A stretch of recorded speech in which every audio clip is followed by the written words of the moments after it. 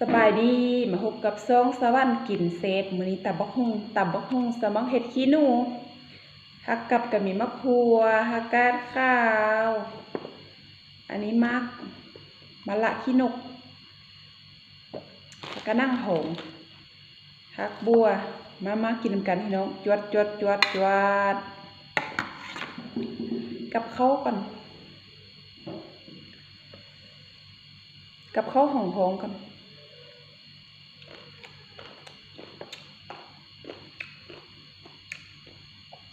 แซ่บเห็ดว่าเจอบ่เห็ดขี้หนู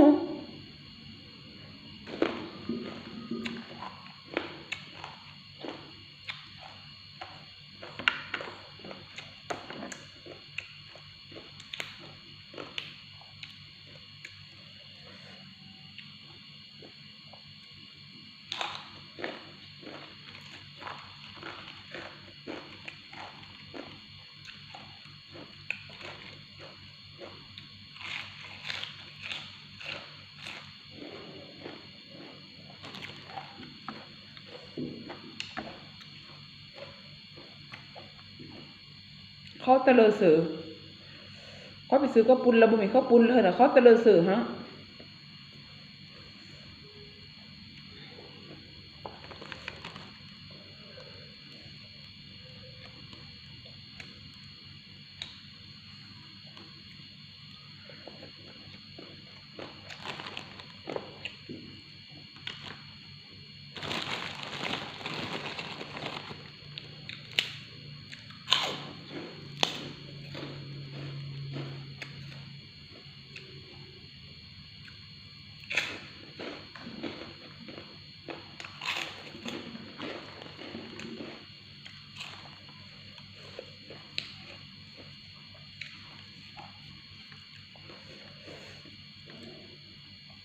แซ่บมันหลักที่ลูก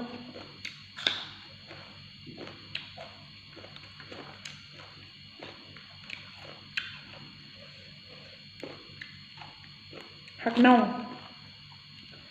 ได้มาเขาใหญ่เนาะได้มา3-4 ยอด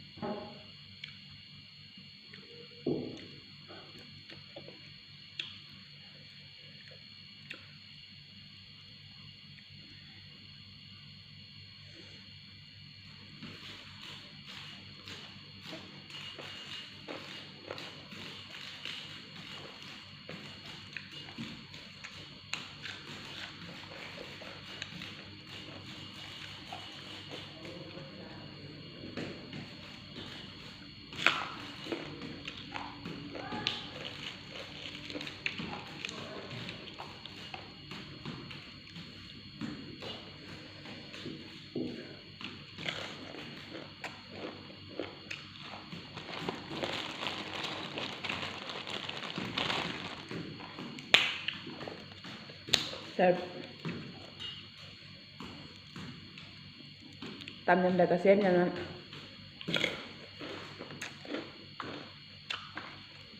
เห็ด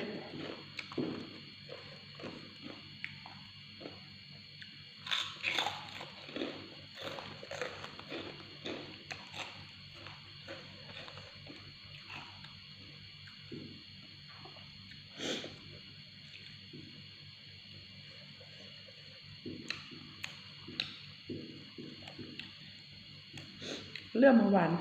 ผักน้อย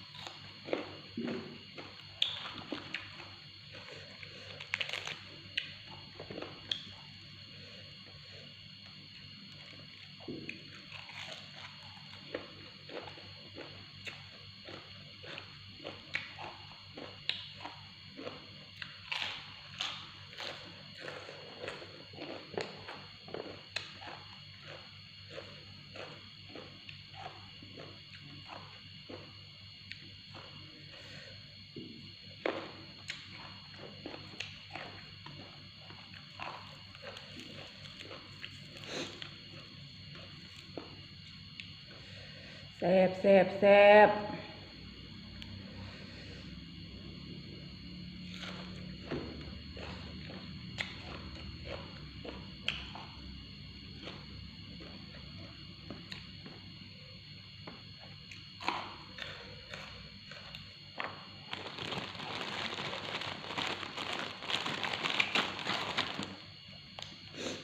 นั่งหอมกรอบ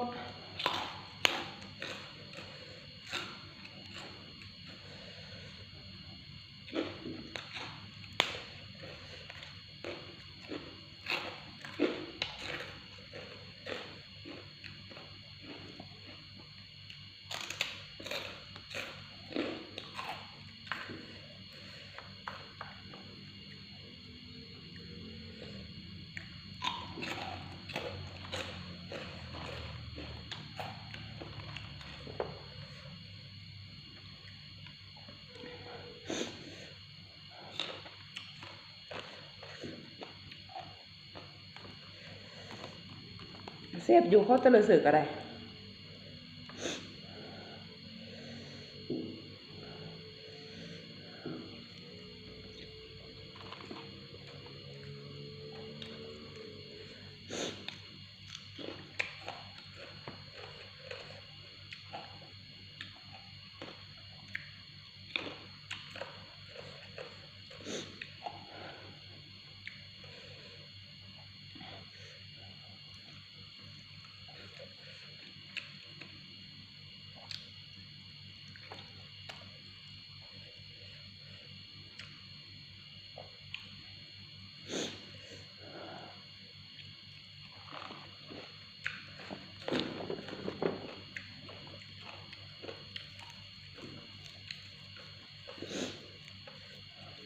แซ่บแซ่บ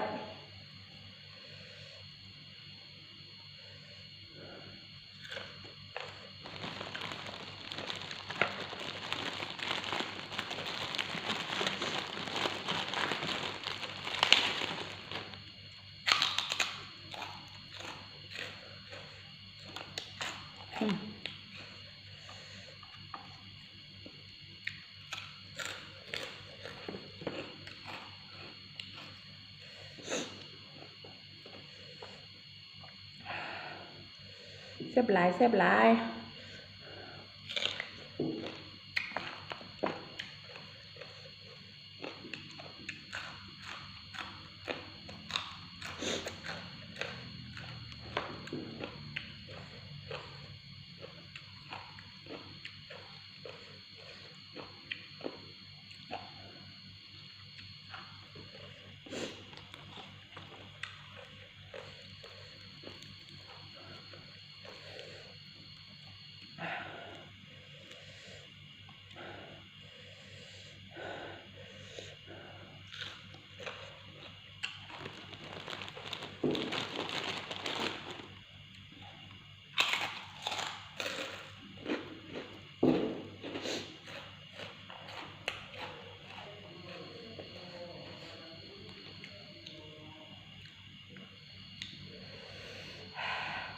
หมดพี่น้อง